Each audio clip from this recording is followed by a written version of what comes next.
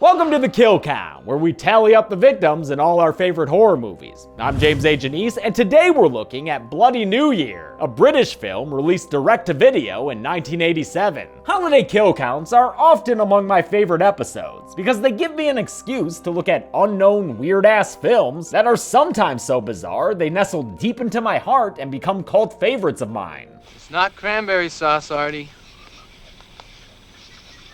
It's not cranberry sauce. Bloody New Year doesn't quite reach the level of a Blood Rage, but it's still full of absurd moments that had me exclaiming aloud. Directed by Norman J. Warren, a dude who began his career making softcore sex films before moving on to horror movies like Prey and Inseminoid, Bloody New Year is a fever dream that follows a group of British teenagers who wind up on a small island with a haunted hotel stuck in time. The movie's a start-stop system of entertainment with long stretches of boring meandering, punctuated by loud bursts of absurdity. The best comparison I can make to a movie covered on the Kill Count would probably be the somewhat strange Tourist Trap, but it might be better to think of Bloody New Year as a less refined House, the bizarre 1977 Japanese flick we covered on the podcast a couple of years ago. Oh, and by the way, you might have noticed that some of the movie's footage looks physically damaged, with weird tears and artifacts throughout. Bloody New Year's original negative was lost and/or destroyed,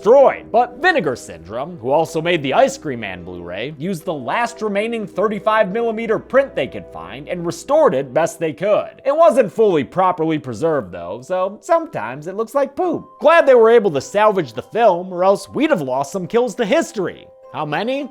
Let's find out. The movie begins with a title card and a rock and rollin' song called Recipe for Romance. Take one boy, take one girl, add a little love and shake it up, shake it up. I need to thank it up to Cry No More, because I've been singing this goddamn song non-stop the past week, and I'ma be honest with y'all, I don't mind one bit. That's a recipe for romance, that's a recipe for. This 1959 New Year's Eve party at the Grand Island Hotel jumps out of its box frame and stretches across our widescreen, then gives itself some color just long enough for one unfortunate woman to meet her demise, in a mirror, which happens with the shortest cut scream I've ever heard. Now it's present day 1987, and we're at the Flippin' Fun Fair, filmed, along with most of the movie, at Barry Island in South Wales. The filmmakers were given blanket use of the Barry Island Pleasure Park, which is open to this day, for the modern day equivalent of $1,000 for the week. Does that mean PAs are operating these carnival rides? Is that why that ship is going all the way around? Holy shit! I'm not sure how safe this all was, but hey, that is one cheap filming location. Our lead characters are two couples, Janet and Rick and Leslie and Tom, and their single friend, Spud, who's one of them desperate types. He gets his chance to woo a lady when he sees a couple of 80s hooligans harassing a woman on the Tilt-A-Whirl, all while Recipe for Romance plays on the ride. Spud and Rick try to help her, but the ride operator gets involved, helping the hooligans? Okay, so Tom gets the bright idea to turn off the ride's power. They save this American tourist, Carol, who joins them for a Scooby-Doo chase that includes screaming psychics, synchronized threats of violence, and a wacky vehicular getaway that's one Santa and Godzilla short of being a big adventure. They're able to free themselves of these three meddlesome greasers, including the old dude ride operator, and keep on driving until their car becomes a boat and the road becomes water. The Brits welcome Carol to their country, and Spud gets straight to hitting on her. But then their boat gets to hitting on a rock and starts taking on water like it's part of White Star Line's 1910s fleet. They're forced to abandon ship and pretty much scuttle it as they wade ashore to an island where POV shots hide in waiting. Their exploration of the interior leads to horse skulls, barbed wire, danger signs, peeping ghosts, he's right there, and a mysterious plane crash. And that's all before they reach the haunted hotel. The Grand Island Hotel is a sight for soggy eyes, even if, Spud, knock it off, even if the lobby's apparently deserted. Though its holiday decor seems out of place here in July, a warm building's a warm building, and these youths split up to explore the place and/or catch glimpses of ghosts. What's the matter?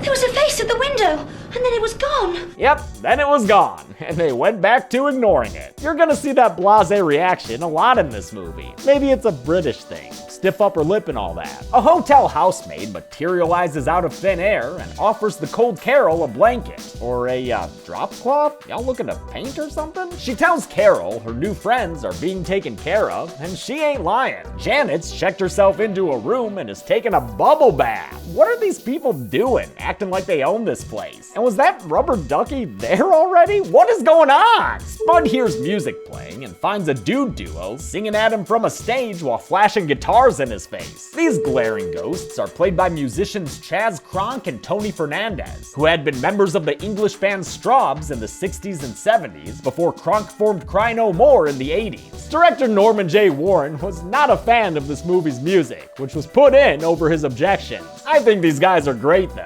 Hell, Tony Fernandez has been drumming for Rick Wakeman since the 70s. You don't get to play with Rick Wakeman unless you fucking rock. The two of them disappear right in front of Spud, and you want to know what this guy's reaction is? Weird. Motherfucker said weird. What is a normal day for these people? Because if it includes wearing strangers' clothes from the 50s, it's just gonna be hard for me to understand where they're coming from. Since Tom, for whatever reason, doesn't want to be a stereotypically horny horror movie character. I wonder what it's like doing it on a snooker table. Doing what? Leslie, can't. He and Leslie leave the snookering to the ghosts and go off to find the fuses. If he needs to, Tom can borrow some mojo from Rick and Janet, because not even a ghost scare in the mirror can stop these two from spit swapping and bum flashing. Leslie tries pressuring Tom into sexy times on top of a disgustingly dusty mattress, but he's determined to get the power running, which, for whatever reason, lights off a bunch of fireworks. With the power back on, appliances turn into brave little toaster characters that would rather die than serve you humans another day! Sick duster Tyrannus! It somehow also turns on a battery-powered Santa, who looks like he's beating his jingle bells, and a TV that the kids ignore with programming from 1959. It's a news broadcast with scientists talking about an anti-radar device, which is being launched on New Year's Eve, and when activated, will turn the plane carrying it invisible. Invisible like the butt sitting on this mattress. Spook yeah! Hey, temperature check. Anyone confused so far? If so, don't worry. Carol's got you covered. We just met in the fun fair. We crashed up a perfectly innocent ghost train, and now we're stuck in a time war. That about sums it up. Thanks, Carol. They find a small movie theater projecting Fiend Without a Face, a 1950s British B film about killer brains that they were able to include for free since that movie's producer, Richard Gordon, also produced Inseminoid, director Norman J. Warren's 1981 film about, rapey aliens? The kids decide to just settle in and watch this ish for a mo, which is, cool, I guess. Sure, yeah, this is chill. At least until the movie ends. I don't believe this. Come on, Rick, where's the film? Rick! What? You guys, the movie ended. Are you mad that the movie had an ending? Rick tries to load up an Infinifilm for them, and Spud starts doing commentary. Thankfully, in a way that doesn't make my job look too easy. Oh, hula hoop, is it? I can do that as well. Do you want to see me do it?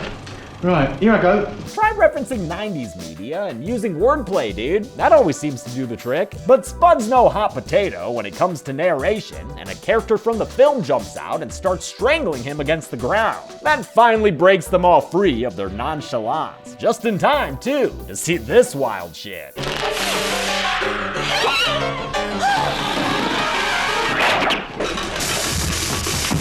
I don't know what happened with that dude in the camera, but turns out he killed Spud with a simple scratch to the face. Pretty bad horror movie kill when it could have been done by Lucy. Janet takes up the mantle of hysterical woman and flees, with Rick chasing after her into the trees. Carol hangs back by herself at the hotel while Tom and Leslie go exploring, hoping to find a way to contact someone for help. They find a little cottage that they barge right into, and Leslie pays for the home intrusion with a fishing net that covers her and starts hooking into her skin. Damn, this is surprisingly painful to watch. All those hooks tearing her up? This ain't Hellraiser. Tom, dude, you'd better hack that net away until it's sighing like a tourist trap mannequin.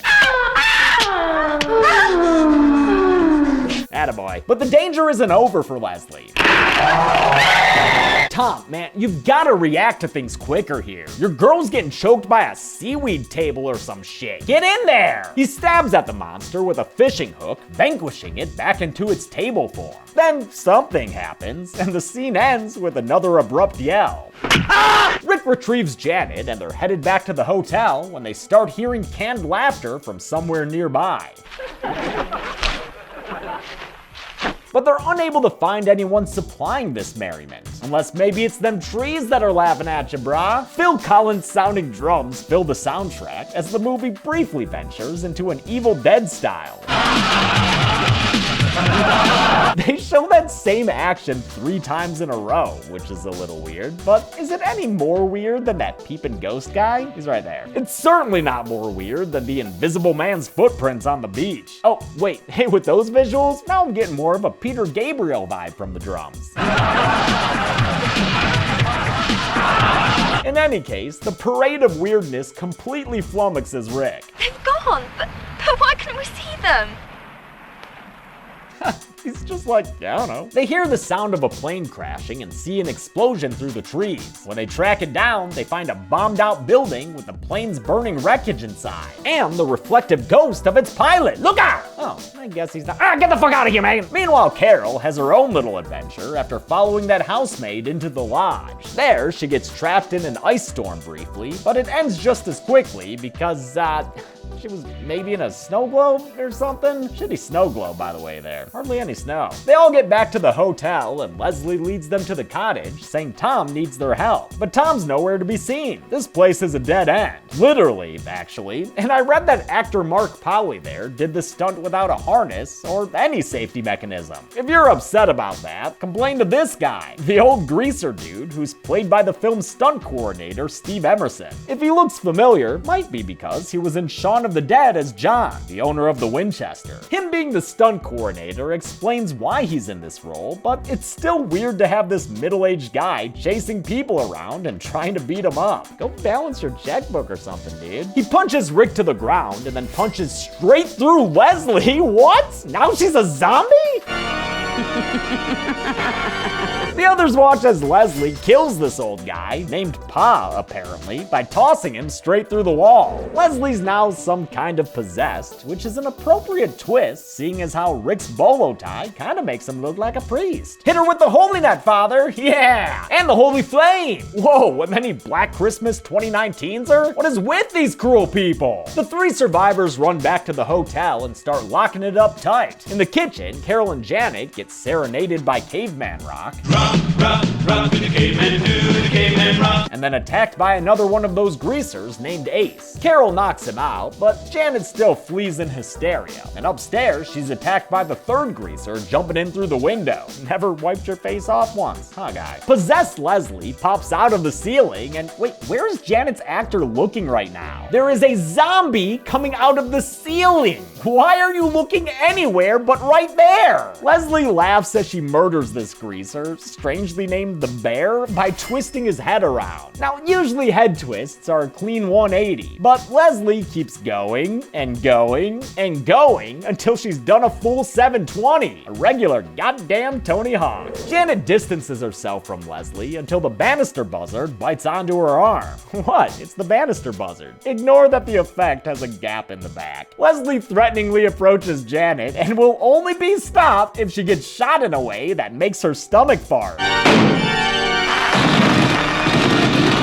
Dude, you did it! It's actually a second gunshot that you don't even see hit her that gets her to the ground. And to keep her down, Rick straight up gun butts her arm off her body. What the fuck? And is she supposed to be looking into the camera? Because it looks almost as bad as actor Susie Aitchison's arm being very obviously folded up inside her shirt. During that whole struggle, Carol hacked off the buzzard's head. And although it made quite a mess, it is thankfully not a permanent one. Buzzard's back, baby! Tom suddenly appears appears again, totally out of his wits, so Janet offers to stay with him while Rick and Carol go find the boat the hooligans must have come in on. Rick sees that ghost pilot who keeps spying on him and follows him into the woods until he comes across a mystical land with mirror shards hanging all over the place. Wait, is this place mystical or just filled with poison gas? A valid question given the military camp nearby, complete with radio. There's not too much else here other than more ghosts and reflections, but this time the dude sticks around long enough for Rick to strike him. And to completely blow up. Hot damn! Love how blatant that fake head was. But dude was just a ghost. He's not going on the kill count. The explosion Control Z's itself because of the island's weird time thing, so, you know, no use dwelling on it. Come on, we must find the boat. Chin up now, come along. They find the hooligan boat anchored off the coast, but they'd better get back to that hotel quick, cause turns out Tom's possessed too, and he's trying to get with your girlfriend, Rick. Come on, Jan. That's some nice dirty games you'll enjoy.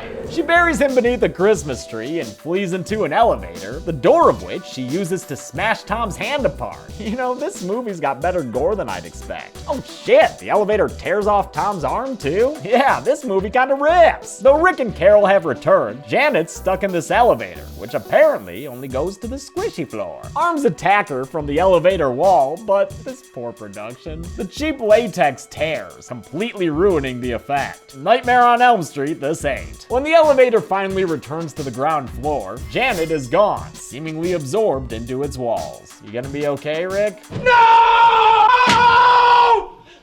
Janet! Jan! I guess not. The dusty greaser that Carol knocked out earlier is back in action now, but I've got to be honest, Ace here doesn't seem like too much of a threat. The bigger danger is this possessed kitchen, which actually kills Ace by tripping him into a giant vat. Wow. And with a burp and a blood drain? Nice. The dishware and cutlery start going all berserk, forcing Carol and Rick to take cover in the pantry. I really love these no-budget effects. Clearly, it's just footage being played in reverse, but it still has an eerie, cool look to it. As far as I'm concerned, they're balling on a budget. Janet's voice lures Rick and Carol into the ballroom, where a woman appears on stage and welcomes them to the New Year's party. Hope they like the decor. They'll be looking at it for a while. In fact, ladies and gentlemen, I'll let you into a little secret. We're here forever. The woman's face turns into those posters for The Prodigy as she dumps a steaming pile of exposition into Rick and Carol's laps. On New Year's Eve 1959, the government sent up a plane with that experimental cloaking device. It crashed on the island, and the device caused time to shatter, turning this place into the overlook for everyone there, dead or alive. We are all caught in this awful, angry half-world, and we can't escape. Ever.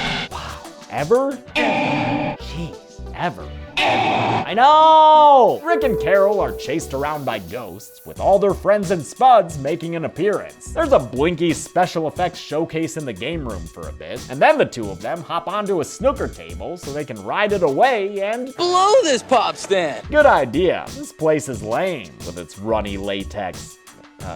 Oops. A whole friggin' intervention appears of ghouls they know and ghouls they don't, but they just ride that snooker table like it were a bikini bottom boulder. Though it's very, very slow, I must say. How are they getting away when it's moving and sounding like a kid's carnival ride?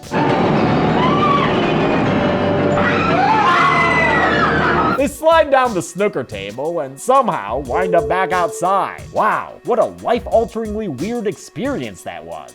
Come on, we can still make the boat. Yes, mustn't dally now, mustn't be late. They get down to the boat and are ready to cast away when, what do you fucking know? Janet appears on the beach, calling for Rick to come back. The idiot falls for it and returns to the island, only to get stuck in some quicksand as his honey disappears. Rick finds himself in the company of a zombie-possessed Pa and is killed when Pa takes an outboard motor and runs it over his head off screen. Director Norman J. Warren wanted that kill to be bloody and on screen, but he found himself constantly at odds with producer Maxine Julius, who he said forced him to make the film quickly and cheaply. He had such a bad experience making this movie that he just stopped directing features after this. though he has directed some shorts and music videos since. Carol's left all alone in the boat, but before she can get rowing, she's pulled down into it, killing her / trapping her in time. The movie ends at the afterlife party, with the British pals already used to congoing with the ghosts. Carol's gonna need some time to adjust, and she ends the film for us by screaming in a freeze frame. No need to scream so much, girl. The credits have exactly what we want. Recipe for Romance playing one more time, making sure we won't forget it. That's a recipe for romance. That's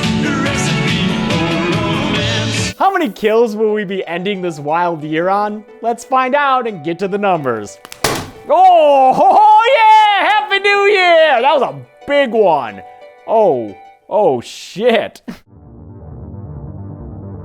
10 people died, or whatever, in Bloody New Year. The victims consisted of 6 men and 4 ladies, but I'm sure as they spend eternity together, they'll try all sorts of pairings for the New Year's Eve dance-offs. With a runtime of 94 minutes, that left us with a kill on average every 9.4 minutes. I'll give the golden chainsaw for coolest kill to the bear, despite his stupid name. Never seen a head rotated twice like that before. Good stuff. Dull machete for lamest kill will go to Janet, which had a decent idea behind it, but not enough of a budget to pull it off. And that's it. Bloody New Year came out in 1987, and the more I watch it, the more I can appreciate its nightmarish quality. I'm glad the nightmare of 2020 is finally over with, but it'll take people being good to make 2021 truly better. Let's all do our parts, okay? I've got plans to shake things up this year so the channel doesn't get stale, so keep an eye out for announcements. I'll always keep you informed. Until next year, which I hope is good for all of you, I'm James A. Janice, and this has been The Kill Count. Thanks a lot for watching this New Year's Kill Count. I want to thank some patrons like Butch Butcher, Chelsea Crilly, Jessica Wilmot, Sarah Hardy, Jessica Thacker, and Maddie Galloway. My plans for next year involve bringing cut comparisons back and starting new series on the channel that maybe aren't hosted by me. Thank you all so much for a whole nother year of growth for Dead Meat. It's really cool that so many of you are still watching. Thanks everyone. Be good people.